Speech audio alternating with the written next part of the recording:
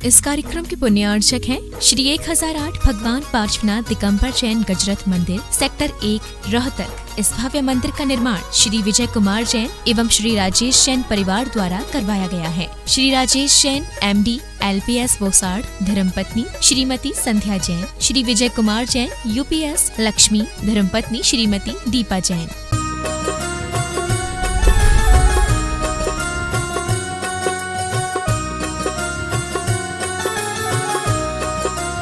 देवादिदेव श्री चंदा प्रभु भगवान की जय जय जय। बोले चिंतामणि पार्श्वनाथ भगवान की, संत शिरोमणि गुरुवर आचार्य श्री विद्यासागर जी महाराज की, शंकर समाधान प्रवर्तक गुणायतन प्रणेता परम पूज मुनि श्री 160 प्रमाण सागर जी महाराज की। बोले परम पूज मुनि श्री अरे सागर जी महाराज की। तीर्थराज संबेशेखर की तलहटी में स्थित गुणायतन परिसर से विश्व विख्यात शंका समाधान का कार्यक्रम हम और आप प्रारंभ करें। उसके पहले आइए हम और आप परम पूज मुनिवर का आशीर्वाद प्राप्त करेंगे, जिनवाणी चैनल प्रमाणिक ऐप के माध्यम से जिस कार्यक्रम को देख और सुन रहे हैं और पूरे भारतवर्ष से जो श्रावक श्राविका यहाँ पर उपस्थित हैं, उन सभी की ओर से परम पूज मुनिवर के श्री चरणों में त्रिवार नमन करेंगे और आशीर्वाद लेते हुए आज के शंका समाधान का कार्यक्रम प्रारंभ करेंगे। दोनों हाथ जोड़ लेंगे, बोलेंगे हे मुनिवर नमोस्तु, हे गुरुवर नमोस्तु, हे मुनिवर नमोस्तु। आइए हम और आप शंका समाधान का कार्यक्रम प्रारंभ करें।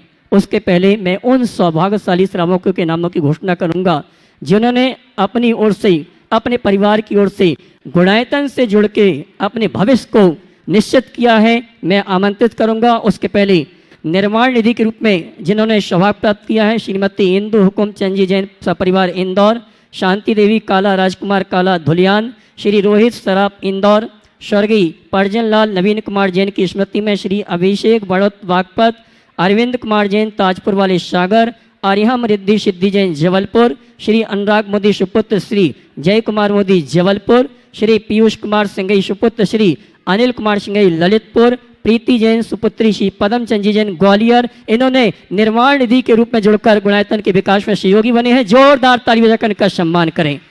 और आइए जिन्होंने स्वर्ण दान देकर इस गुणायतन को स्वर्ण रूप प्रदान करने में सहयोग प्रदान कर रहे हैं, स्वर्गीय राजकुमार जी जैन की स्मृति में माया जैन, पारस जैन, प्राची जैन डिंडोरी जबलपुर, हेमंत मेहता, तन्वी मेहता कांदिवली मुंबई, श्रीमती श्रद्धा कमलेश समैया सुलभ निधि खोरई सागर, सुनंदा अंकेश रवि जैन भिलाई, राजेश कुमार ममता राहुल माधुरी रोहन छपारा वाले जबलपुर, सत्येंद्र कुमार निर्मला अनन्या आयुषी जैन पठागे वाले गुट्टीगांव नरसिंहपुर, अरविंद जैन ताजपुर वाले सागर। और अभी मेरे पास छत्र और दूसरे आइटम रखे हैं, हल्कूलाल बाबूलाल एंड सन्स जिन्होंने छत्र और स्वर्ण के कुछ आभूषण प्रदान किए हैं। जोरदार इनके लिए भी ताली बजाकर इनका सम्मान करें। और आइए सूत्रधार के रूप में जुड़ने का जिन्होंने सौभाग्य प्राप्त किया है, मैं सम्मान से आमंत्रित करूंगा। वे यहाँ पर आएंगे और हमारे ट्रस्ट कमेटी के पदाधिकारियों का सम्मान स्वीकार करेंगे।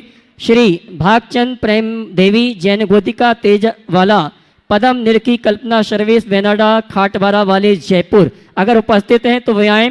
परम पूज मुनिवर के श्री चरणों में नमन करते हुए गुरु वंदना का सौभाग्य प्राप्त करें। और उनके सम्मान के लिए मैं आमंत्रित करूंगा हमारे गुणायतन के कार्याध्यक्ष श्रीमान NC जैन साहब और अरुण जैन मॉडल टाउन, ये दोनों आएंगे। हमारे सम्मानीय सूत्रधार श्री भागचंद जी परिवार का सम्मान का कार्यक्रम संपन्न करेंगे। और आइए अगले स्तंभ के रूप में जिन्होंने जुड़ने का सौभाग्य प्राप्त किया है सूत्रधार से, मैं निवेदन करना चाहूँगा कोई भी अपने स्वर्ण आभूषण यहाँ पर न दें, सिर्फ अपने नाम दे दें। बाकी जो भी स्वर्ण आभूषण आप दे रहे हैं कमेटी कार्यालय में राजकुमार जी जैन है उनके पास आप लिखा सकते हैं, रसीद अवश्य कटवा लेना। और यहाँ किसी को भी आप स्वर्ण आभूषण न दें, ऐसी व्यवस्था यहाँ पर नहीं, सिर्फ नाम घोषित यहाँ पर किए जाएंगे।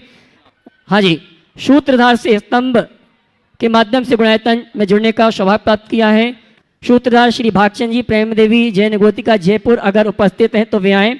परम पूज मुनिवर के श्री चरणों में नमन करते हुए आशीर्वाद प्राप्त करें। इसी क्रम में सूत्रधार से स्तंभ के रूप में जुड़ने का सौभाग्य प्राप्त किया है श्रीमान विजय कुमार, अमित कुमार, श्रीमती निधि आर्जो आर्या जैन नागपुर अगर उपस्थित हैं तो वे आए परम पूज्य मुनिवर के श्री चरणों में गुरु वंदना करने का सौभाग्य प्राप्त करें। और उनके सम्मान के लिए मैं आमंत्रित करूंगा श्रीमान NC जैन साहब और अरुण जी जैन मॉडल टाउन, ये दोनों आएंगे हमारे सम्मानी सूत्रधार से स्तंभ के रूप में जिन्होंने जुड़ने का सौभाग्य प्राप्त किया, उनका सम्मान का कार्यक्रम संपन्न करेंगे। और आपकी जिम्मेदारी है जब इनका सम्मान हो तो जोरदार ताली आप जरूर बजाएं। और आइए संस्थापक सदस्य ट्रस्टी के रूप में जिन्होंने अपने परिवार के साथ जुड़ने का अवसर सौभाग्य प्राप्त किया है, मैं आमंत्रित कर रहा हूं श्री रतनलाल जी खोड़निया, श्रीमती भूरी देवी खोड़निया, श्री दिनेश उषा, नरेंद्र निर्मला संतोष, श्री रतनलाल खोडनिया, श्रीमती भूरी देवी खोडनिया, श्री दिनेश उषा, नरेंद्र निर्मला संतोष, अरुणा, वादामीलाल, मनोरमा जी धनपाल, खुशलता जैन डूंगरपुर, अगर यहाँ पर उपस्थित हैं तो वे आएं। हाँ जी, वो हमारे बीच अभी उपस्थित नहीं है, लेकिन मैं चाहूंगा उनका सम्मान यहीं से सीधा प्रसारण के माध्यम से वो जोरदार ताली बजाकर उनका सम्मान करें। इसी क्रम में श्री नवीन कुमार जी, श्रीमती अंजू जैन, साहिल मेघा, आरवीर जैन दिल्ली। संस्थापक सदस्य ट्रस्टी के रूप में श्री नवीन कुमार, श्रीमती अंजू, साहिल मेघा, आरवीर जैन दिल्ली, अगर उपस्थित हैं तो वे आए परम पूज्य मुनिवर के श्री चरणों में नमन करते हुए गुरु वंदना का सौभाग्य प्राप्त करें। और उनके सम्मान के लिए मैं आमंत्रित करूंगा, हाँ जी, तालियां बजाकर उनका सम्मान करें, हमारे बीच उपस्थित नहीं है। और संस्थापक सदस्य ट्रस्टी के रूप में श्री विनय कुमार जी जैन, श्रीमती पुष्पा जैन, वैभव नीति जैन, मानविक आरुष जैन दिल्ली, अगर उपस्थित हैं तो वे आए परम पूज्य मुनिवर के श्री चरणों में नमन करते हुए गुरु वंदना का तालियां बजाकर इनका सम्मान करें। और बंधुओं मैं कहना चाहूंगा, परम पूज्य मुनिवर प्रमाण सागर जी महाराज ने अभी एक बात कही थी कि सिद्ध क्षेत्र में सिद्ध चक्र विधान करना चाहिए, संस्कृत का करना चाहिए, लेकिन एक बात उन्होंने नहीं बोली, संस्कृत का विधान अगर करना है तो मुनिवर प्रमाण सागर के सानिध्य में करना जरूर।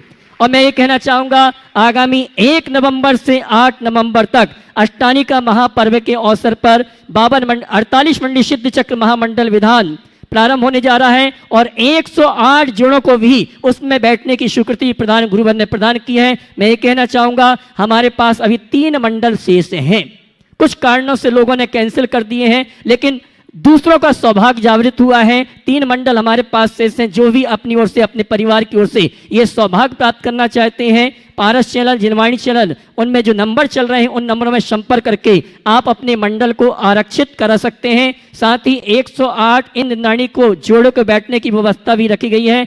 एक इंद्रनाणी के जोड़े के लिए राशि रखी गई है मात्र 51,000 रुपये की। 51,000 की राशि के माध्यम से आप जोड़े के रूप में 2 महिलाएं बैठ सकती हैं, 2 जेंट्स बैठ सकते हैं, पति पत्नी बैठ सकते हैं, भाई बहन बैठ सकते हैं। कोई बंधन नहीं है कि पति पत्नी बैठें। अगर आपके भाव बनते हैं तो जो नंबर चल रहे हैं उन नंबरों में संपर्क करके आप अपने इस पद को आरक्षित करा सकते हैं।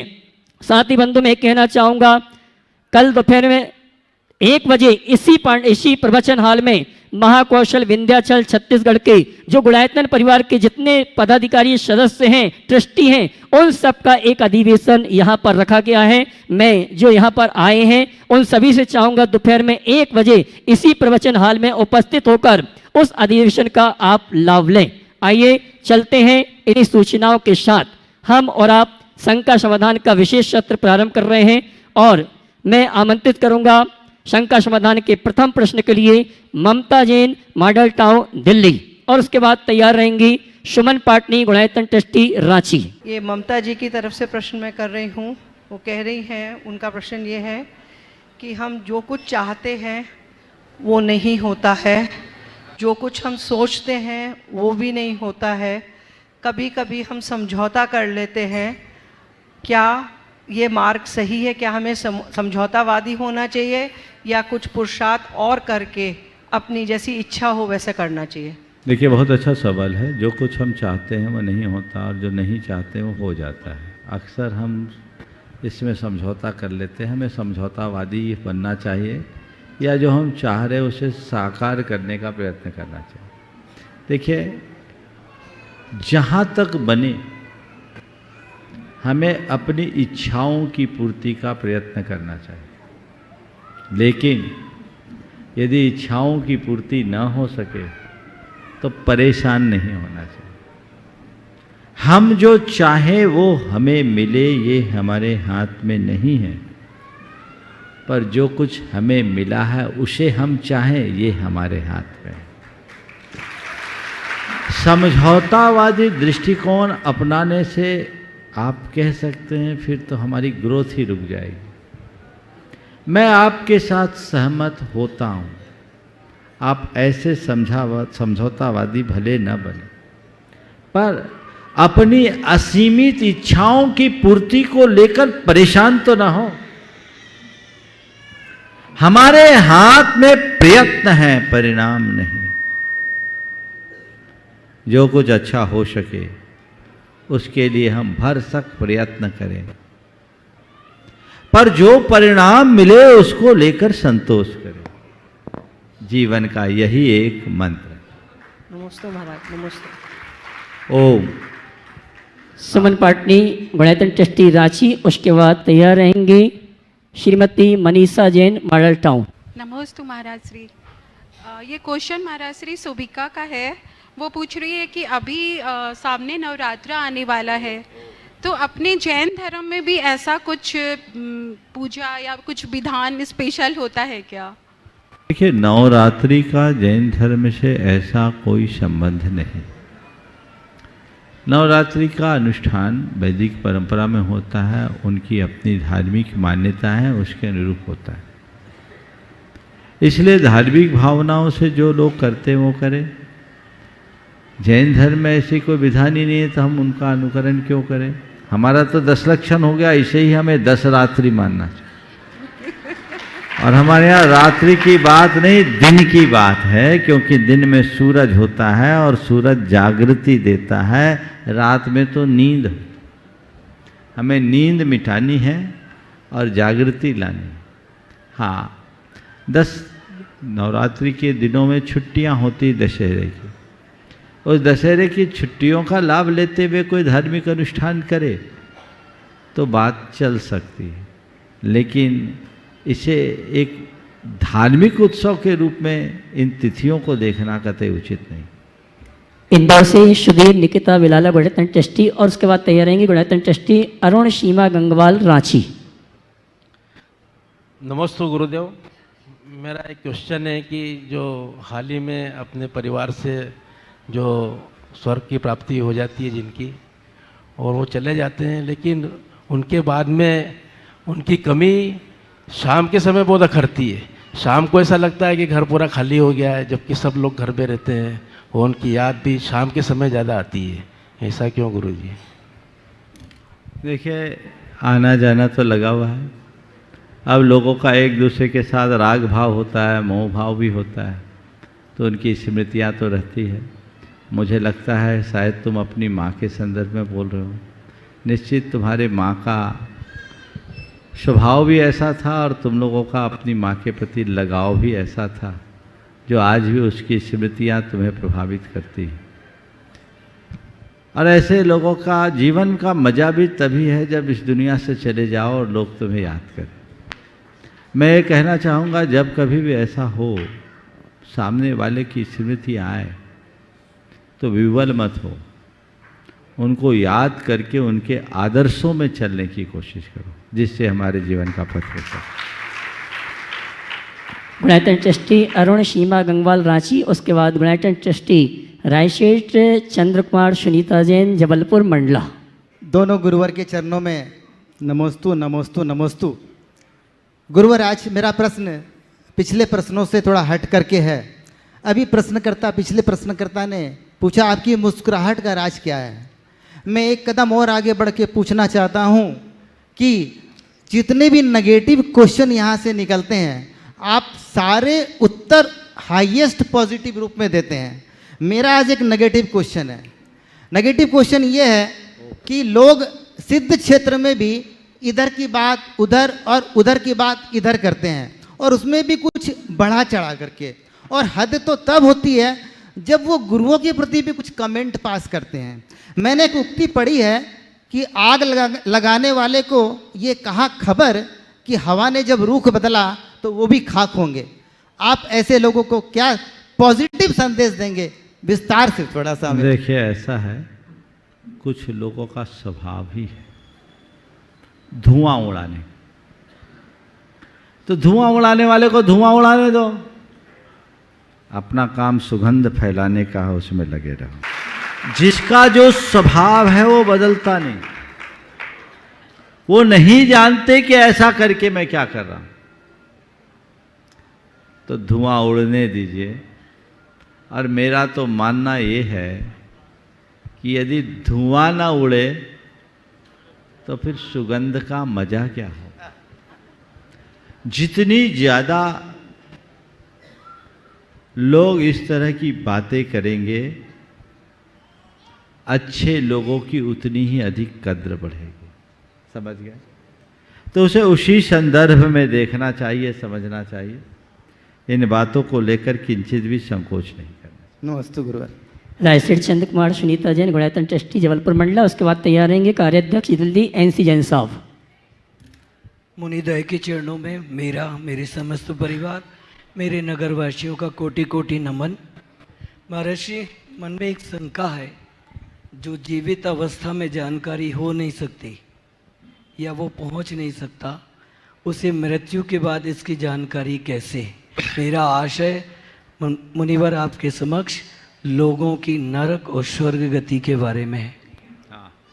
मरने के बाद वो कहाँ गए ये पता ना जी। हमारा देश बड़ा उदार है, हमारी संस्कृति बड़ी उदार है। मरने के बाद सबको स्वर्ग भेज दिया जाता जी। और स्वर्गीय बना दिया जाता। तुम्हारे ही सवाल को एक बार किसी भाई ने मुझसे अलग ढंग से पूछा कि महाराज, मरणोपरांत सबके नाम के आगे स्वर्गीय क्यों रखा जाता है? नरगी भी तो हो सकता है, सब स्वर्ग जाते हैं, ऐसी बात तो नहीं। उसका जो उत्तर मैंने कभी दिया तुम्हारे सवाल के संदर्भ में मुझे लगता है वो ज़्यादा प्रासंगिक होगा। हमने कहा कि मरने के बाद लोगों को स्वर्गीय इसलिए भेजा दिया जाता है कि इससे घर वाले को संतोष रहे, वो स्वर्ग में है, नहीं तो कोई प्रेत बनकर हमें न पेरे। समझ गए? अगर स्वर्ग छोड़कर और कहीं भेज दें तो वो प्रेत बनकर हमें पेरे नहीं, इसलिए कह दिया वो तो स्वर्ग गए, तुम निष्फिकर रहो। बाकी वो जहाँ गए वो ही जानते हैं, ये संसार का चक्र है, चलता रहता है। नमोस्तु तुम्हारे। कार्याध्यक्ष गुणायतन परिवार NC जैन साहब दिल्ली। उसके बाद तैयार रहेंगे। मैं उस शख्स को आमंत्रित कर रहा हूं जो 200 साथियों के साथ यहां पर तीर्थराज शंभेशेखर की वंदना करने के लिए आए। गुणायतन ट्रस्टी मनोज विलाला वड़नगर अपने सभी साथियों के साथ। द्वय मुनिराजों के चरणों में मेरा, मेरे परिवार और समस्त मॉडल टाउन जैन समाज और दिल्ली जैन समाज का त्रैबोर नमोस्तु। मुनिवर, पहले तो मैं पुनः आपका साक्षात आज आशीर्वाद प्राप्त करना चाहता हूं कि मैं पिछले दिनों अचानक हवाई जहाज़ में यात्रा करते हुए अचानक बीमार हुआ और ऐसा लगा कि शायद अब जीवन शेष नहीं बचा है, और पूरे फ्लाइट में नमोकार मंत्र का उच्चारण चालू हो गया। और आपके आशीर्वाद और चंदा प्रभु के आशीर्वाद से एक डॉक्टर पीछे की सीट पर ट्रेवल कर रही थी और ऑक्सीजन सिलेंडर भी वहाँ मिल गया और मुझे तुरंत मेडिकल एड मिली और इमरजेंसी लैंडिंग करा के मुझे नानावाटी अस्पताल में भर्ती कराया गया। वहाँ आपका मुझे आशीर्वाद मिला और मैं 4-5 दिन वहाँ भर्ती रहा और उसके बाद मैं स्वस्थ होकर आज आपके चरणों में नमोस्तु करने आया। मुनिश्री, आपने कहा कि ये जो दोबारा जीवन मिला है वो गुणायतन को समर्पण करने के लिए मिला है, तो मेरा तो जीवन गुणायतन के लिए ही है, था और रहेगा। मेरा प्रश्न अब ये है महाराज श्री कि आप कई बार प्रवचन में कहते हैं, आप अपने प्रवचन में कहते हैं कि किसी व्यक्ति की योग्यता का आकलन उसके जाति और धर्म के आधार पर नहीं होना चाहिए, उसकी योग्यता के आधार पर होना चाहिए। लेकिन कोई इसी वजह से ऊंचे पद पे आके बैठ जाए और उससे अधिक योग्य व्यक्ति को उसके नीचे काम करना पड़े तो स्थिति जरा विकट हो जाती है। और आज मैं प्रश्न इसलिए पूछ रहा हूँ महाराज श्री कि मेरी पोती का अब MBBS में एडमिशन होना है और 90-95% नंबर आ गए, फिर भी सरकारी कॉलेज में, उसका मेडिकल कॉलेज में कहीं एडमिशन लगता नहीं है, कहीं हो जाएगा।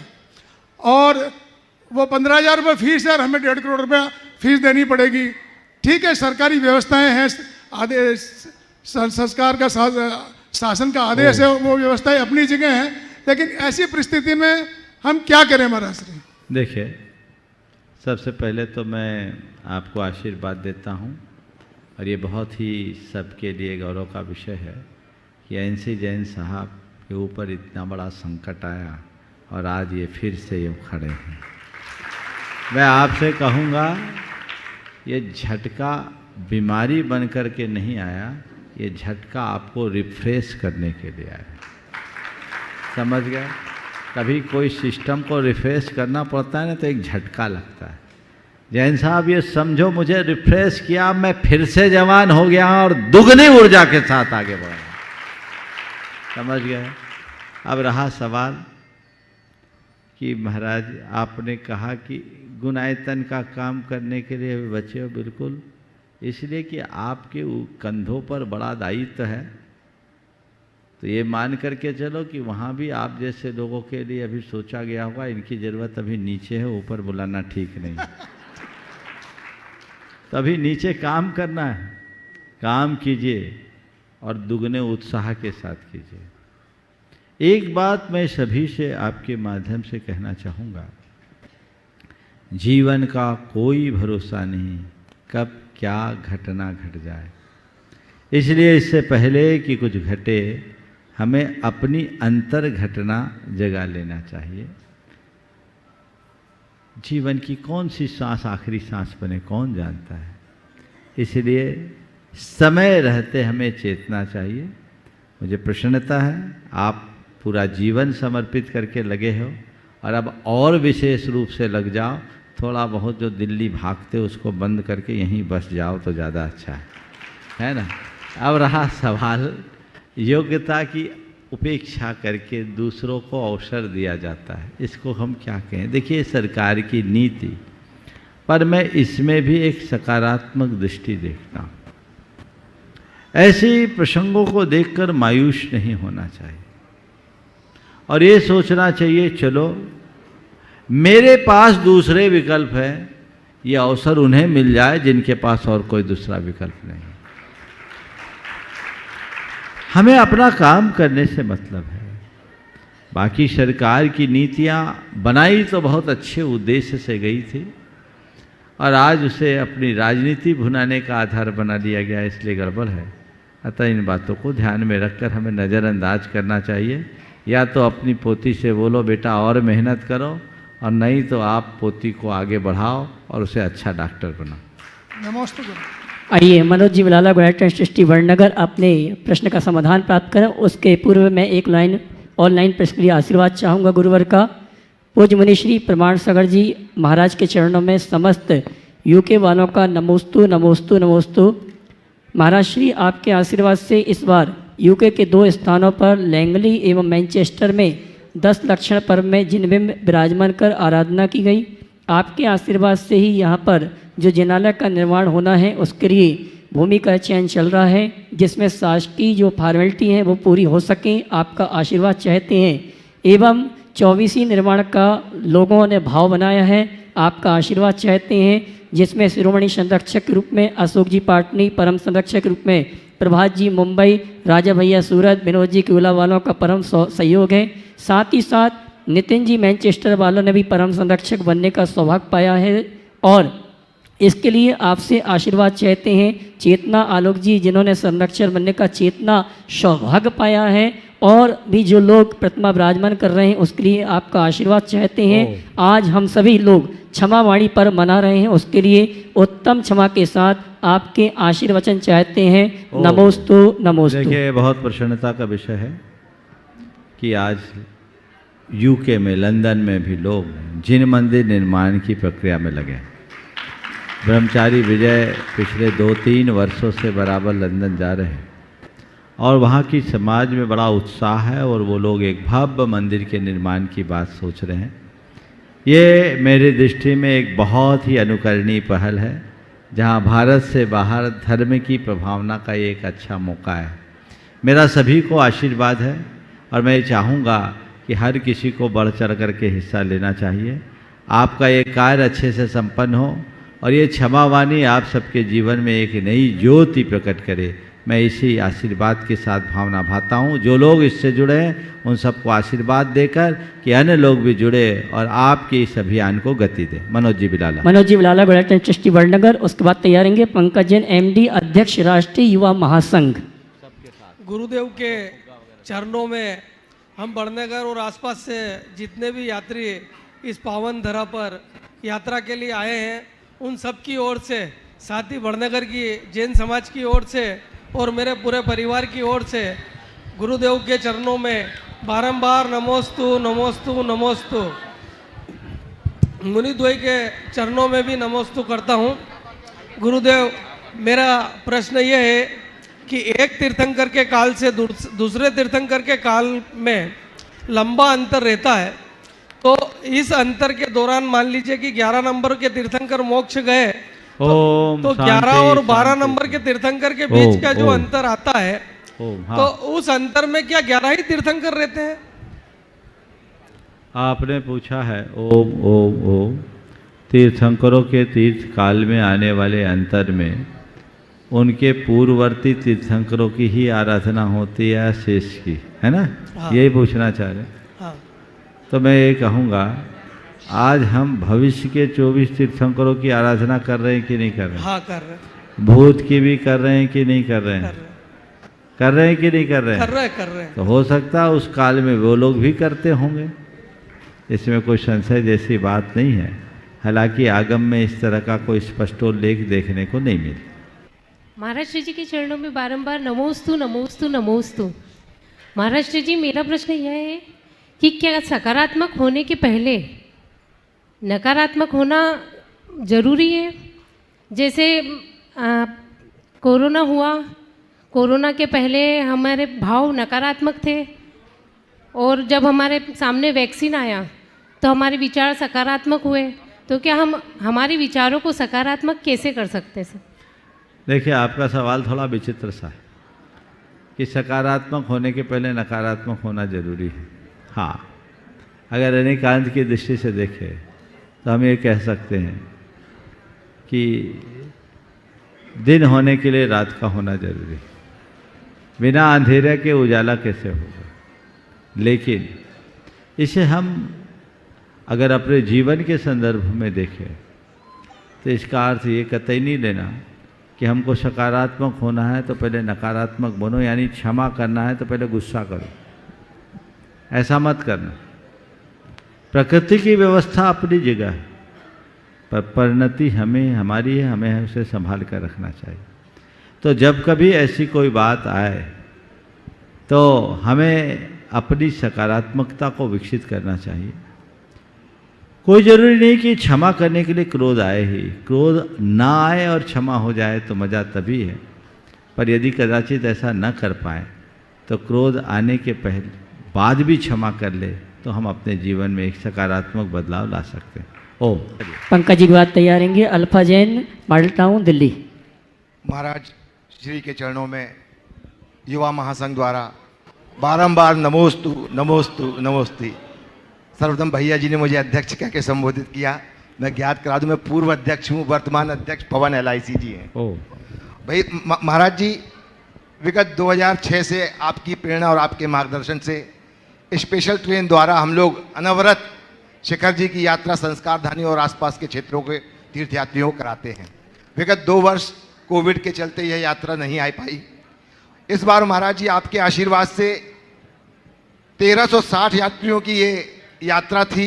इतनी बोगी इसमें हमने लगाई थी कि 1360 यात्री सफ़र कर सकें, पर आपके आशीर्वाद से, पारस प्रभु की कृपा से इस बार यात्रियों की संख्या इतनी ज़्यादा हम लोग के पास आई, इतनी ज़्यादा हम लोग के पास आई, हमारे पूरे पदाधिकारियों को और महासंघ के सभी सदस्यों को उनको मना करना पड़ा।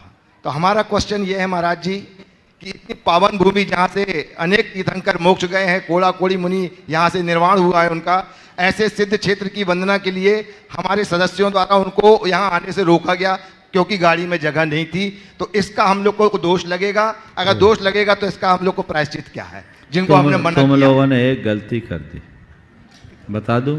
जी महाराज। अरे 2 साल नहीं आए तो इस बार 3 ट्रेन ले आते तो समस्या हल हो जाती है। 2 साल की कसर पूरी हो जाती और ये प्लान कर लेते कि चलो इस महीने भर बाद फिर ले आएंगे। तो जो लोग रह गए हैं उनसे कहो कोई बात नहीं, अभी पीछे परिवर्तन बाकी है। जी महाराज जी। फिर से आ जाएगा। जी महाराज जी। क्या बात हो गई। अब रहा सवाल इसमें दोष लगेगा क्या, तो ये तो भैया व्यवस्था है। लोग एट द 11th आवर में आते हैं, लास्ट में आते हैं। लोगों को भी पहले से तय करना चाहिए। आपने अगर किसी को इरादतन रोका जी नहीं, कि तुमको छोड़ के सबको ले जाएंगे, तो अंतराय होगा। लेकिन कहीं ना कहीं तो एंड होगा। 10 ट्रेन भी लाओगे तो यही हाल होगा। तो आपकी भावना क्या है, सब कुछ उस पर निर्भर करती है। पूरे महासंघ के सभी पदाधिकारियों को इस भाव से आशीर्वाद दे रहा हूँ कि इस बार की वंदना ऐसी करो कि महासंघ की ऊर्जा सहस्र गुणित होकर के अच्छा काम कर सके। नमोस्तु महाराज, नमोस्तु महाराज। अल्फा जैन मॉडल टाउन गुड़ैतन दिल्ली, उसके बाद तैयार रहेंगे संजय जैन मॉडल टाउन दिल्ली। महाराज श्री, परिवार के संस्कार के चलते मुझे मंदिर जाना, सब चीज़ों में पार्टिसिपेट करना अच्छा लगता है, बट फॉर सम रीज़न मेरा पूजा में बिल्कुल भी मन नहीं लगता है। मतलब मैं उसको एज अ टास्क लेती हूँ कि नहीं मुझे करना है, लेकिन एक पूजा के बाद तो हालत ख़राब हो जाती है। ये क्या चीज़ है? उतना मैं मंदिर में बैठ सकती हूँ बट पूजा में नहीं लगता है। देखिए मैं आपसे पूछता हूँ, ओम ओम ओम, मैं आपसे पूछता हूँ, दिन भर जो आप करते हैं क्या सब कामों में मन लगता है? नहीं। रोटी बनाती हो, बनाते हैं? जी। मन लगता है? नहीं। फिर भी बनाते हैं कि नहीं? बोलो। हाँ जी। बनाते हैं। क्यों बनाते हैं? ज़रूरत है। थोड़ा जोर से बोलो। ज़रूरत है। मतलब जी। मन लगने पर मन न लगने के बाद भी आप रोटी रोज बनाते हो क्योंकि वो जरूरी है। मन न लगने पर भी भगवान की पूजन करो क्योंकि वो जरूरी है। बता रहा हूँ, पूरी बात सुनो। भगवान की पूजा इसे जरूरी मानकर करो। हाँ, आज नहीं कल कभी भी मन लगेगा। महाराज श्री 1 साल हो गया, ऐसी कैसी बुद्धि है? मेरी बात तो सुनो। भोजन मन से करो या बिना मन से, शरीर को ताकत मिलती है कि नहीं? जी। बोलो। जी मिलती है। मिलती है। पूजन मन से करो या बिना मन से, आत्मा को ताकत जरूर मिलेगी। और सुनो, लेकिन यदि मन से करोगे, शुद्ध मन से, स्वस्थ मन से भोजन करोगे ना, तो तुम्हारी ताकत और ज़्यादा बढ़ेगी। और बेमन से भोजन करोगे तो शरीर में थोड़ा कम लगेगा। बस मैं ये पूछना चाह रही हूँ, पूरी बात मेरी सुन लो। हाँ, कोई बात नहीं, आपकी बात बोल रहा हूँ मैं। बेमन से भोजन करने पर जैसे वो शरीर को थोड़ा कम लगता है, ऐसी बेमन से पूजन करने में आत्मा को थोड़ा कम लगता है, पर लगता तो है। मन नहीं लगा, वचन और काया तो है। फिर उतनी देर तक भले आप पूजा में तल्लीन नहीं हुई, पर पाप से तो बच गई। बोलो। जी। ये बेनिफिट मिला कि नहीं मिला? जी। तो जितनी देर भगवान के पास बैठोगे मन से या बिना मन से, पाप से बचोगे कि नहीं? जी। बचोगे कि नहीं? हाँ जी, हाँ जी। तो हमें क्या करना चाहिए? अवसर खोजना चाहिए अच्छे अनुष्ठान को संपन्न करने का। आप सोचो मेरा मन लगेगा तभी बैठूं, संभव नहीं। अभी भी आप इस गंगा समाधान के कार्यक्रम में बैठे ना, इतनी ज़्यादा गैदरिंग, थोड़ी गर्मी भी लग रही होगी, कंजेस्टेड ठस के बैठना पड़ा। आज तो 2 शो करा हूँ, आधे चले गए तो भी उतना फिर आके बैठ गए। 2-4 बार मन में आया होगा कि उठ के चले, मन भागा होगा, आपका नहीं भागा हो लेकिन भागा तो होगा, स्वाभाविक है मन। फिर भी आप बैठी रही, डटी रही ना। क्यों डटी रही? क्यों डटी रही? मेरा नंबर आएगा। क्या? अपना नंबर आएगा। क्या ऐसे अपना वक्त आएगा? क्या डायलॉग है आप लोगों? क्या है? अपना टाइम आएगा। तो मेरा नंबर आएगा, उस विश्वास से आपको रोक रखा। बस मैं ये कहता हूं, जब भी मन में उचाट हो अच्छे कार्यों से, तो मन को इस बात से मोटिवेट करो, अभी नहीं फिर आएगा। अभी नहीं, फिर आएगा, जीवन अच्छा बन जाएगा। संजय जैन मॉडल टाउन दिल्ली, उसके बाद तैयार रहेंगे ब्रह्मचारी भैया अंकित जी धनेटा।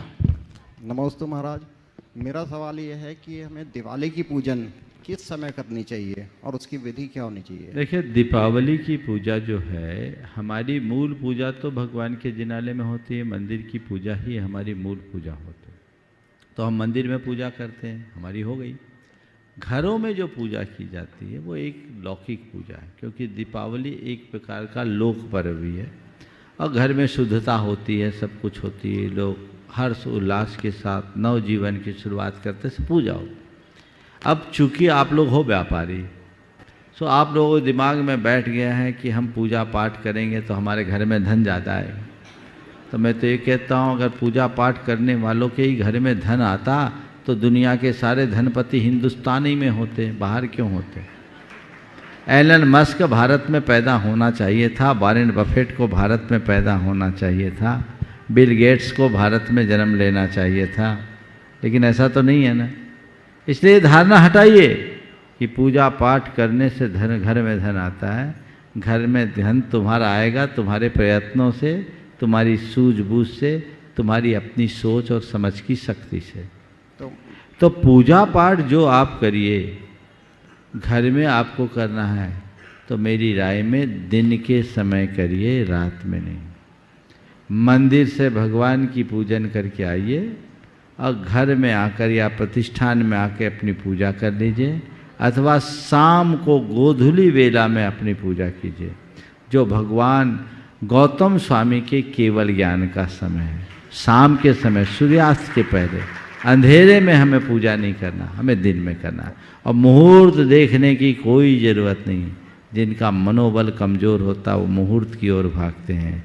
मनोबल ऊंचा रखिए, सारे मुहूर्त अच्छे हो जाएं। तो महाराज श्री, इसमें जो सालों साल से हमारे चल रहा है सारा परिवार का रात में पूजन का, वो तो फिर होता है कि हम लोग उसके अगेंस्ट जा रहे हैं। अगेंस्ट जा रहे हैं तो भैया, मिथ्यात्व की परंपरा तो अनादि से है, उसके अगेंस्ट जाओगे तभी मुक्ति मिलेगी। ऐसी परंपराओं को ढोगे तो मुक्ति नहीं मिलेगी। नमस्ते। परंपराओं को अपनाओ, पर उसी परंपरा को जो तुम्हें सत्य के साथ जोड़े, धर्म के साथ जोड़े, उस परंपरा से दूरी रखो जो तुम्हारे धर्म को छीन ले। ब्रह्मचारी अंकित भैया धनेटा, उसके बाद तैयार रहेंगे गुणायतन ट्रस्टी अरविंद राजा राहुल तनु जैन जबलपुर। पूज उम्बर के चरणों में मेरा बारंबार नमोस्तु नमोस्तु नमोस्तु। महाराज जी, हमारे मन में एक प्रश्न, आज ही जब पहाड़ पर वंदना करने के लिए गया, चोपड़ा कुंड पे पूजन करने के लिए बैठा था, उस समय में देखता जा रहा था सारे के सारे लोग धोती दुपट्टा पहन के आते चले जा रहे थे और सबसे छिलते चले जा रहे थे। रास्ता में भी देखा कुछ खाते भी चले जा रहे हैं, पीते चले जा रहे हैं, और सीधे जा कर के ना हाथ धोए ना कुछ भी किया, और सीधे जा कर के भगवान के ऊपर कलश ढालते चले जा रहे थे। तो हमारा ऐसी कोई शुद्धि उद्धि का विवेक ना रखते हुए कलश को करते चले जा रहे हैं, ना सोला देख रहे हैं, तो उसमें पुण्य का अर्जन होगा कि पाप का? देखिए, तो विवेक रखना चाहिए। भगवान का अभिषेक करो तो शुद्धि के साथ करो। यदि तुम शुद्ध नहीं हो तो तुम्हें चाहिए अनुमोदना कर लो। वहाँ पर जहाँ भी व्यवस्था हो तो व्यवस्था का लाभ ले, और व्यवस्था नहीं है तो अनुमोदना कर। राहुल तनु जैन जबलपुर, उसके बाद तैयार रहेंगी सुनंदा जैन मॉडल टाउन दिल्ली। नमोस्तु महाराज जी, नमोस्तु महाराज जी। मेरी शंका है, अभी 10 लक्षण पर्व में धर्म भी किया, एकासन उपास सब किए, बट बच्चों पर क्रोध भी किया। वो खाने पर चिड़चिड़ाते थे, बोलते थे मम्मा 3 टाइम मंदिर क्यों ले चल रही हो। तो ऐसी स्थिति में हम क्या करें कि अपने बच्चों को भी समझाएं और धर्म भी करें, और उन पर क्रोध किया है तो उसका प्रायश्चित भी दीजिए हम लोग को। देखो, बच्चे तो अभी भी क्रोध दिला रहे तुम, बच्चों का काम ही है। हाँ, वो बच्चे क्रोध दिलाए तो क्रोध में भी विरोध रखो, और ये सोचो हमें बच्चों में सही बात समझाने की कोशिश करनी चाहिए। यथासंभव अपने आप पर नियंत्रण रखना चाहिए, झल्लाना नहीं चाहिए, और बाद में अपनी निंदा गढ़ा करके क्षमा मांग लेना चाहिए। चलिए। श्रीमती सुनंदा जैन मॉडल टाउन दिल्ली, उसके बाद तैयार रहेंगे प्रमोद जी जैन मॉडल टाउन दिल्ली। ओ, दोनों एक साथ आ जाओ। प्रमोद जी आप भी आ जाओ। प्रमोद जी सुनंदा जी दोनों एक साथ आ जावे। नमोस्तु महाराज जी, नमोस्तु। मेरा आपसे प्रश्न यह है कि कई जगह मंदिरों में मैं गई, वहाँ पे जानवरों को जैसे खरगोश वगैरह को पिंजरे में रखा गया था। तो क्या मंदिर में इस तरह की व्यवस्था हमारे जैनियों के हिसाब से ठीक है? कतई ठीक नहीं। अगर ऐसा किसी मंदिर में है तो बहुत बड़ी दुख की बात है। हमें तो किसी प्राणियों को ऐसा नहीं रखना चाहिए। मुझे नहीं मालूम आप कहाँ के लिए बोल रहे हैं, लेकिन जहाँ भी ऐसा है यह महान अनर्थ है। बहुत सुंदर। हाँ, प्रमोद जी, विजय कुमार जी छिंदवाड़ा। ओम, जल्दी आइए। दीजिए। गुरुवर के चरणों में मेरा और मेरे परिवार का नमोस्तु नमोस्तु नमोस्तु। गुरुवर, मेरा प्रश्न ये था कि जैसे इस आधुनिक समय में अपनी जीवन शैली भी बहुत फैंसी हो गई है समय को देखते हुए, तो महाराज जी मंदिर का सिर्फ आना जाना धर्म इतना ही शेष बचा है और पूजा पाठ तक। तो महाराज जी हम अपने जीवन शैली के हिसाब से उस धर्म को कैसे तालमेल बना के रखें और कैसे वो धर्म हमारे परिवार में भी आगे बढ़ते रहे, मार्गदर्शन कीजिए महाराज जी। धर्म को अपने परिवार में जोड़ने के लिए एक बड़ा सीधा सा तरीका है कि हम जो भी कार्य करें अपने परिस्थितियों के अनुरूप करें और प्राथमिकताएं तय करें। आज के व्यस्ततम जीवन शैली में लोगों के धर्म का पहला स्वरूप मैं ये कहूँगा, अधर्म न करना ही मेरा सबसे बड़ा धर्म है। जिनके पास व्यस्तता है, समय का अभाव है, धर्म की क्रियाएं नहीं कर पाते, कोई चिंता नहीं, अधर्म ना करें, यही सबसे बड़ा धर्म। फिर जो कार्य आप कर रहे हैं अपनी व्यस्ततम शैली के अनुसार करें। एक सज्जन थे बड़े व्यस्त उद्योगपति, उनने कहा महाराज मैं धर्म करना चाहता हूँ पर मुझे सुबह मॉर्निंग वॉक करना होता है तो मैं पूजन नहीं कर पाता। रोज़ मेरा घर से ऑफिस है, वो 1 घंटे का रास्ता है, मुझे 9:30 बजे तक अपने ऑफिस पहुँचना है, मैं आपका प्रवचन नहीं सुन पाता। बोले कोई चिंता नहीं, तुम एक काम करो, मॉर्निंग वॉक करते हो करते हैं। बोले मॉर्निंग वॉक में मौन रखो, नमोकार जपो, तुम्हारी प्रार्थना हो गई। घर से तुम अपने ऑफिस तक जाते हो, मौन रखो और उतनी देर प्रवचन सुन लो। रोज़ ऑनलाइन प्रवचन सुन सकते हो, यूट्यूब के थ्रू सुन सकते हो। तुम्हारा बोले महाराज ऐसा कर सकते हैं। उनका पूरा जच गया और आज वो व्यक्ति जिस दिन छुट्टी रहती है पूरी तरह मंदिर में जाकर के करता है, बाकी दिनों में ऐसा करता है। जब व्यस्तता ज़्यादा हो जाए तो धर्म का तरीका बदल दे और कोई कठिनाई की बात नहीं है। ओम शांति। अगले प्रश्न तैयार रहेंगे कमला देवी सेठी परिवार खातेगांव पूरे अपने ग्रुप के साथ। उसके बाद तैयार रहेंगे शरीता राकेश सागर। कमला देवी सेठी परिवार खातेगांव पूरे ग्रुप के साथ और उसके बाद शरीता राकेश सागर। महाराज जी प्रश्न ऐसा था कि आजकल बहुत चलन बढ़ गया है कि ग्रुप से यात्रा करवाना, ये ग्रुप यात्रा करवाएगा, मेरा परिवार यात्रा करवाएगा, इस तरह का बहुत चलन हो गया, अच्छा भी है। पर एक प्रश्न ऐसा था कि जो ग्रुप यात्रा करवाता है, जो संयोजक रहते हैं, वो दूसरों की व्यवस्थाओं में ही लगे रहते हैं, खाने की व्यवस्था, सोने की, रहने की सारी व्यवस्था, तो पहाड़ की वंदना नहीं कर पाते, महाराज के दर्शन नहीं कर पाते, तो क्या उनका भी पुण्य, मतलब उनको पुण्य मिलता है कि नहीं योजना व्यवस्था करने का, या वो बस व्यवस्थापक बनकर रह जाते हैं? एक बार आपके सवाल से मिलता जुलता सवाल मुझसे जबलपुर के लोगों ने पूछा था। आपके सवाल और उस सवाल दोनों को जोड़ करके मैं इसका उत्तर देना चाहूँगा।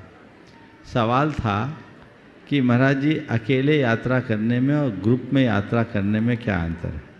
तो मैंने कहा जो अकेले यात्रा करता है उसकी यात्रा यहाँ आने के बाद शुरू होती है और जो स्पेशल ट्रेन में आते हैं उनकी यात्रा घर से ही चालू हो जाती है। आज जबलपुर की पूरी ट्रेन यहाँ है जो पिछले 2006 से लगातार चल रही है।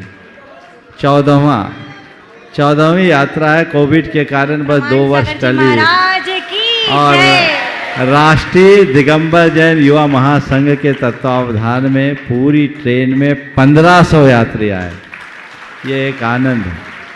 ये बात सही, आप लोग भी खाते गांव से ग्रुप में आए हैं और जो ग्रुप में यात्री को लेकर के आता है वो अपना धर्म ध्यान कम करता है, लेकिन उसके बाद भी फायदा में होता है, क्योंकि जितने की यात्रा वो करा रहा उन सब का 16.25% उसके खाते में जाता है। इसलिए वो घाटे में नहीं है, उसका अकाउंट स्ट्रॉन्ग है। अतः कुछ सोचने की बात नहीं है। खूब यात्रा कीजिए। ग्रुप में यात्रा करने के अन्य भी कई लाभ हैं। जब ग्रुप में यात्रा करते हैं तो उस निमित्त से वे लोग भी यात्रा का मन बना लेते हैं जो अकेले यात्रा करने में समर्थ नहीं है। दूसरी बात, जब ग्रुप में यात्रा करते तो आपस का प्रेम भाव भी मिलता है, सारे रिश्ते नातेदार भी इकट्ठे हो जाते हैं। परसों एक ग्रुप आया था, उनने बोला महाराज मैं अपने साड़ू से मिलने के लिए 35 साल बाद आया हूँ, 35 साल बाद अपने साड़ू से मिला हूँ। दूर वो राजस्थान या झारखंड में रहते थे, बोले यहाँ आए सो मिल गए। तो ये क्या होता है? ये सामूहिक यात्रा का फल है, इसलिए यात्रा करना चाहिए। वैयक्तिक भी कीजिए, सामूहिक भी कीजिए, जैसे बने वैसे कीजिए। ठीक है।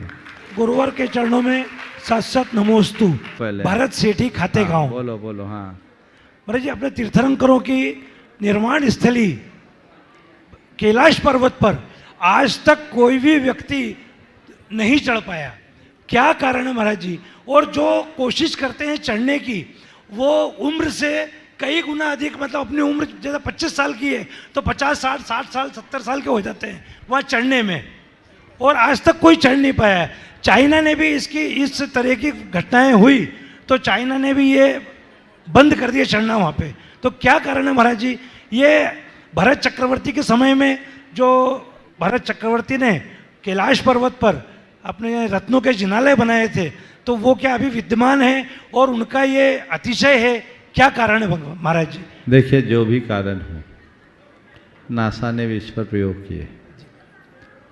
अब मैं तो यही मानता हूँ कि आज के लोगों का पुण्य इतना क्षीण है कि वहाँ नहीं पहुँच पा रहा है, समझ गए? और एक दृष्टि से अच्छाई है कि वहाँ नहीं पहुँच पाए, ताकि उसकी पवित्रता बनी रहे।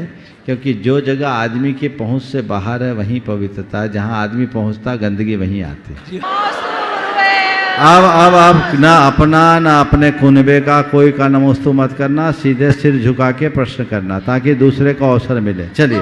गुरुदेव, मेरा प्रश्न भावना योग से है। मैं अपने भावना योग का अनुभव बता रही हूँ। मेरे पैर में बहुत ज़्यादा दर्द था, मैंने अनेकों डॉक्टर को दिखाया, MRI कराई, लेकिन पैर बिल्कुल ठीक नहीं हुआ। फिर मैंने भावना योग चालू किया, भावना योग से मेरा पूरा दर्द गायब हो गया। मेरा प्रश्न है गुरुवर कि आपको भावना योग की प्रेरणा किससे मिली? बहुत अच्छा सवाल है। देखिए, भावना योग एक अभिनव प्रयोग है, बड़ा सफलतम प्रयोग है। मेरी एक हमेशा ऐसी रुचि है और कोशिश भी रहती है कि मैं चीज़ों को आधुनिक ढंग से देखने की कोशिश करता हूँ। जब मैंने अपने अध्यात्म ग्रंथों को पढ़ा तो मुझे लगा कि इसमें बहुत गहरे गहरे रहस्य हैं। इसी दरमियान मेरे हाथ में कुछ पुस्तकें आईं जो आज आधुनिक मनोविज्ञान के वेदता लिखते हैं, the power of subconscious mind और सीक्रेट जैसे। जब उन पुस्तकों को मैंने पढ़ा तो मुझे लगा ये तो हमारी बात है। वो लिखते हैं थॉट्स बिकम थिंग्स, हमारे यहाँ लिखा गया यद भावते तद भवति। तो फिर मैंने पूरे आगमों को नए ढंग से देखने की शुरुआत की। मेरा चिंतन गहराया और मेरे मन में ये बात बैठी कि इस पर काम करके हम अपनी आने वाली पीढ़ियों के लिए कुछ अच्छा, भैया ओम शांति से बैठ जाइए, वहीं बैठ जाइए, कुछ अच्छा हम दे सकते हैं। तो मैंने उस पर सोचना शुरू किया। इसी बीच मेरे इस हाथ में तकलीफ आई। ये 2009 की बात है। मेरे दाहिने हाथ में ऐसी तकलीफ आई कि मुझे ये पिच्छी भी भारी लगने लगी। मैं इस हाथ से पिच्छी भी नहीं पकड़ता था, बिहार करता कुछ करता तो इसी हाथ में पिच्छी रखता। ये हाथ मेरा 1.25 इंच पतला हो गया था। जांच कराने में मालूम पड़ा कि एक नस सूख गई है और इसका मेडिकल के क्षेत्र में कोई इलाज नहीं है। समझ गए? इसका कोई इलाज नहीं। तो मैंने कहा चलो प्रयोग करो। तो मैंने अपनी धारणा के बल पर मेंटल रेडिएशन देकर ऊर्जा प्रवाह से इस ब्लॉकेज को खोला। 3 महीने की अवधि में मेरे हाथ में वो ताकत आ गई। अब आज मेरे दोनों हाथों को देख के आप कह नहीं सकते कि किसी हाथ में कोई कमी है। आज मैं इस हाथ की तुलना में इस हाथ का प्रयोग केश लोच में ज़्यादा करता हूँ। मुझे ठीक हो गया। फिर मैंने इस पर और अपना रिसर्च शुरू किया। 2018 में जब रतलाम चातुर्मास हुआ तो चातुर्मास में दशलक्षण के शिविरों में मैं ध्यान कराता। तो हर शिविर में परंपरागत तरीके से ध्यान, उसको भी मैं अपने आधुनिक तरीके से कराता था। तो मन में आया कि इस बार ध्यान कराने की जगह मैं भावना योग कराऊं। तब तक ये भावना योग मेरे मस्तिष्क के अंदर था, बाहर नहीं। और दशलक्षण में ही मैंने इस योग को शुरू किया जो भावना योग बना और आप सबके पुण्य से एक अभिनव प्रयोग बन गया। 2018 से भावना योग का प्रवर्तन हुआ और आज हजारों लाखों लोग उससे लाभ ले रहे हैं। भावना योग के संदर्भ में एक बात मैं पुनः कहूँगा कि ज़्यादातर लोग भावना योग को अपनी शारीरिक बीमारियों के इलाज का आधार मानकर करते हैं। पर मैं बार बार इस बात पर जोर देता हूँ कि आप ये धारणा हटा दीजिए कि सब बीमारी का इलाज भावना योग में। आज ही एक बहन जी ने कहा, महाराज जी मैं भावना योग कर रही हूँ पर मुझे सफलता नहीं मिल रही। मैंने क्या समस्या? बोले मुझे अस्थमा है। तो हमने कहा सब काम भावना योग से ही हो जाएगा तो अस्पताल भी बंद हो जाएंगे, फिर तो क्या बात है। जो काम इलाज का है वो इलाज से करो। भावना योग तुम्हारे तन की बीमारी ठीक करे न करे, मन की बीमारी जरूर ठीक करेगा। और भावना योग का पहला लक्ष्य स्वस्थ मन, संतुलित जीवन। और जिसका स्वस्थ मन होगा, संतुलित जीवन होगा, उसका तन भी स्वस्थ होगा। भावना योग के नियमित प्रयोग से लोगों के शरीर में बड़ा अंतर आता है, इसमें कोई संशय नहीं। लेकिन ये भी ध्यान रखना है कि ये एक सहायक माध्यम है। इसके साथ आप मेडिकल एड भी लेते रहिए। हाँ, हमारे यहाँ एक उक्ति है, जब दवा काम नहीं करती तो दुआ काम करती। समझ गए? तो भावना योग दुआ है, दवा भी हो। मानसिक और चैतसिक बीमारियों के लिए तो भावना योग अचूक है। आज भी इस सभा में एक बहन बैठी है, मैं चाहूँगा वो अपना एक्सपीरियंस अगर खुद बोलना चाहे तो उठ के खड़े हो जाए। जो अभी महीने भर पहले हम बुझा चेहरा लेकर आई थी, भावना योग कर रही है, आज चेहरा खिल गया है ना। वो खुद अगर अपना सबके बीच में प्रकट होने में अगर उन्हें विकल्प न हो तो मैं चाहूँगा इस प्रश्न के बाद वो खुद खड़े हो जाए और अपना परिचय देते हुए इसको बता दे। कोई दिक्कत नहीं, इससे और लोगों को प्रेरणा मिलेगी, है ना। जल्दी हो जाओ। शैलेश आदिनाथ, उसके बाद तैयार रहेंगी अंकिता पीयूष गोटेगांव। महाराज श्री नमोस्तु करने की दृष्टता तो मैं इसलिए कर रहा हूँ कि 1500 यात्रियों के अभी भाव नहीं बन पाए थे कि आपको एक साथ मिलकर नमोस्तु करें। इसलिए मैं चाहता हूँ कि जबलपुर से जितने भी 1500 यात्रियाँ एक साथ महाराज श्री को नमोस्तु करें। नमोस्तु महाराज श्री। महाराज श्री, हमारा सौभाग्य है कि राष्ट्रीय दिगंबर जैन युवा महासंघ जो प्रतिवर्ष शिखर जी की ट्रेन लेकर आता है, हमारे सारा जबलपुर की सर्वोच्च संस्था दिगंबर जैन पंचायत सभा के अध्यक्ष कैलाश चंद जी भी आए हैं और साथ ही सर्वोच्च नवयुवकों की संस्था जैन नवयुवक सभा के अध्यक्ष गौरव जैन भी हमारे साथ में आए हैं। महाराज श्री, आज रात में 1500 यात्री कल पहाड़ की वंदना करने के लिए जाएंगे। हम चाहते हैं कि एक बार आपके निर्देश हो जाए कि हम लोग किस प्रकार से वंदना संयमित होकर करें। देखिए, बहुत अच्छा सवाल किया है। ये वंदना से संबंधित सवाल तो हमेशा आता है। मैं आप लोगों को कुछ संक्षेप में निर्देश देना चाहूँगा। आप जो भी वंदना करने जाए, जो स्वस्थ लोग हैं वो पूरे उत्साह के साथ वंदना करने जाएं।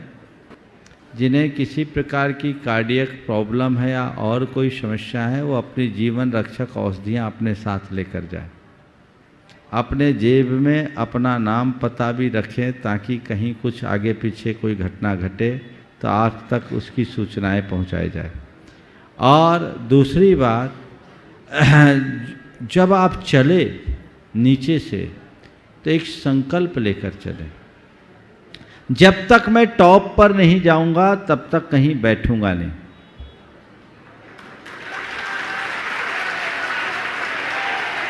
यथासंभव मौन पूर्वक वंदना करें, अपनी चाल में चले, दूसरों की चाल में नहीं चले। जिस चाल में आप आराम से चल सके उसी चाल में चले।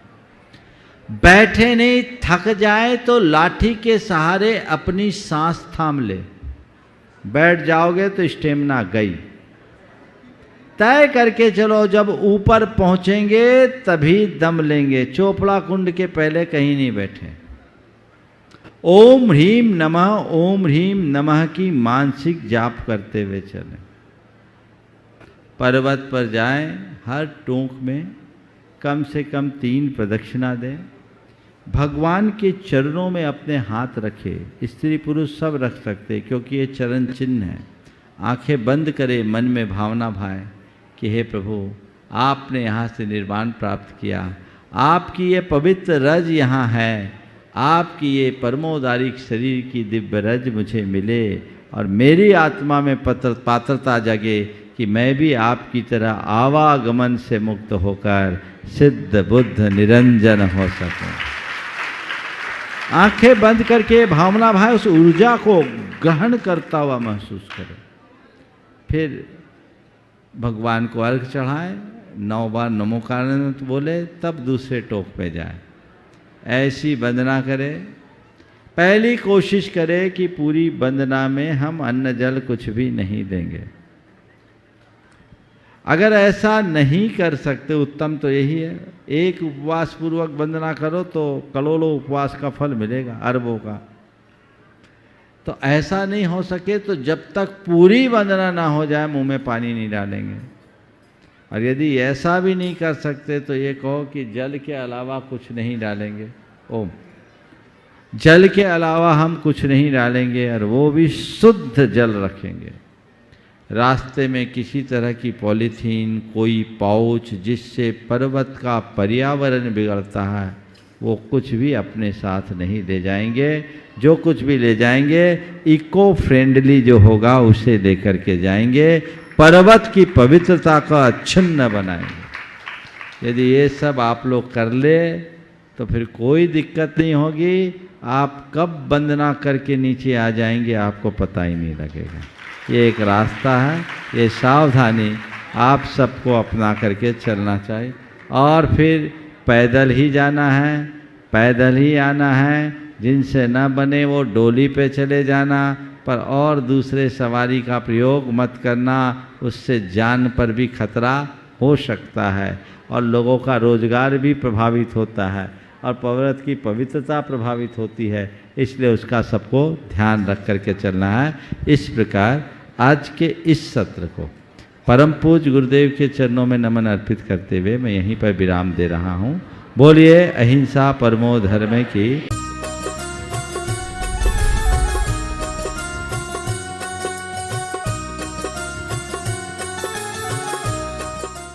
इस कार्यक्रम के पुण्यार्चक थे श्री 1008 भगवान पार्श्वनाथ दिगंबर जैन गजरथ मंदिर, सेक्टर 1, रोहतक। इस भव्य मंदिर का निर्माण श्री विजय कुमार जैन एवं श्री राजेश जैन परिवार द्वारा करवाया गया है। श्री राजेश जैन MD LPS बोसाड़, धर्मपत्नी श्रीमती संध्या जैन, श्री विजय कुमार जैन UPS लक्ष्मी, धर्मपत्नी श्रीमती दीपा जैन।